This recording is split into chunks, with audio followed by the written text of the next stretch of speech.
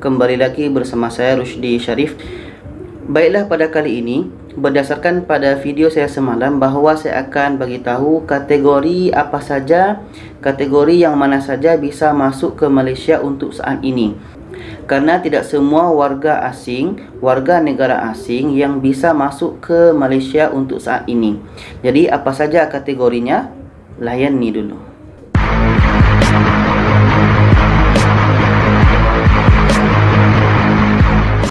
Jadi ketika teman-teman melihat video ini, mohon kiranya untuk melihat video ini daripada awal sampai habis, karena di sini nanti akan dibagi tahu apa saja kategori yang bisa masuk ke negara Malaysia untuk saat ini. Ingat ya, tidak semua yang bisa masuk ke Malaysia untuk saat ini. Travel, orang yang travel bolehkah? Orang yang punya permit bolehkah? Orang yang punya visa bolehkah? Jadi di sini saya akan perlihatkan satu sumber, yaitunya di sini ada prosedur memasuki Malaysia.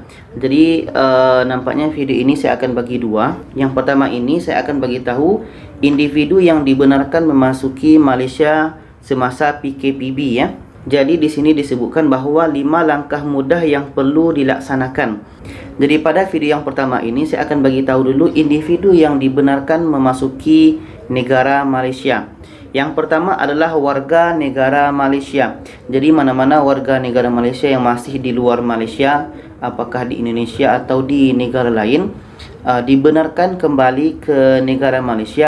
Karena selama ini mereka belum bisa pulang ke Malaysia karena alasan tertentu. Jadi sekarang mereka ingin pulang.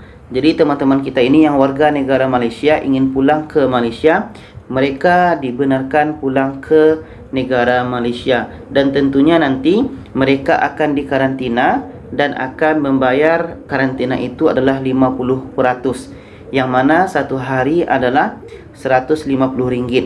Jadi kalau kita totalkan selama 14 hari adalah 2.100. Jadi nanti itu dibagi dua saja.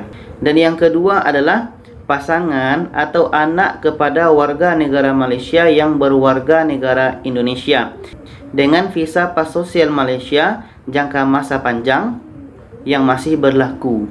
Jadi ini apakah visa ikut suami, visa ikut isteri, atau anak kepada warga negara Malaysia.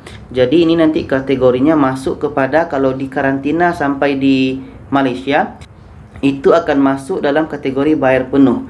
Karena di sini disebutkan bahawa bukan warga negara, tapi dia pasangan atau anak kepada warga negara Malaysia. Jadi kalau tadi yang nomor 1 itu mereka akan bayar 50%. Kalau pasangan atau anak ini kepada warga negara Malaysia, mereka akan bayar 100%. Bermakna RM150 sehari dikali 14 adalah 2.100.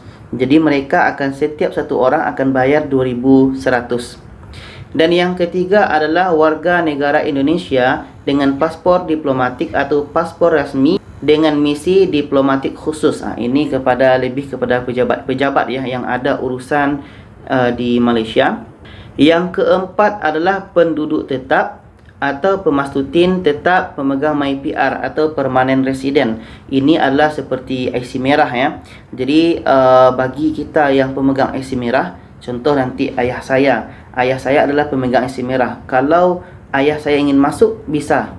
Tapi nanti akan dimasukkan dalam kategori bukan warga negara dan akan bayar 100%, sama dengan paspor diplomatik tadi ya, akan bayar 100% untuk karantina sebanyak 2.100. Dan yang kategori kelima yang bisa dibenarkan masuk ke Malaysia adalah pemegang visa MM2H yang telah mendapatkan kelulusan daripada Kementerian Pelancongan Seni dan Budaya Malaysia dan Jabatan Imigresen Malaysia JIM. Jadi MM2H ni adalah orang-orang yang berduit, orang-orang yang kaya yang bisa beli rumah di Malaysia, Malaysia main second home atau Malaysia rumah kedua. Mereka bisa membeli rumah di Malaysia ini. Jadi mereka bisa mendapatkan visa MM2H ini. Bermakna kan orang kaya. Dan pun nanti ketika mereka ingin kembali ke Malaysia, apakah bisa? Bisa dan dibenarkan masuk. Dan ketika mereka sampai nanti di Malaysia akan ikut dikarantina selama 14 hari. Dan mereka akan bayar 100%, iaitunya 150 dikali 14 hari 2100. Jadi itu saja teman-teman tentang kategori yang bisa masuk ke Malaysia. Jadi bagi kita yang ada permit kerja itu belum bisa masuk, dan juga pemegang visa, apakah visa 3 bulan atau visa-visa yang lain, itu juga belum bisa masuk. Kecuali pada sebelum lebaran kemarin saya pernah telefon Majlis Keselamatan Negara, yang mana pertanyaan saya waktu itu terus ditanya ke Jabatan Immigration, dan puan itu mengatakan bagi visa pelajar ya, bagi visa pelajar belum dibenarkan juga masuk kecuali nanti seandainya sekolah di Malaysia sudah dibuka. Jadi nanti mana-mana pelajar, apakah pelajar sekolah atau pelajar pelajar universiti, kalau ingin kembali ke Malaysia belum bisa selagi sekolah atau kampus belum dibuka. Walaupun sekolah atau kampus ini melaksanakan pembelajaran secara online. Online ini bukan bermakna kita datang ke Malaysia, tapi dari rumah kita masing-masing. Jadi itu saja teman-teman yang bisa saya kongsikan pada kali ini. Untuk nextnya saya akan bagi tahu tentang yang di bawah itu. Mudah-mudahan apa yang saya sampaikan ini bermanfaat dan bisa memberikan pencerahan kepada kita semua. Dan jangan lupa share video ini kepada yang lainnya supaya lebih ramai yang tahu. Terima kasih. Wassalamualaikum warahmatullahi wabarakatuh.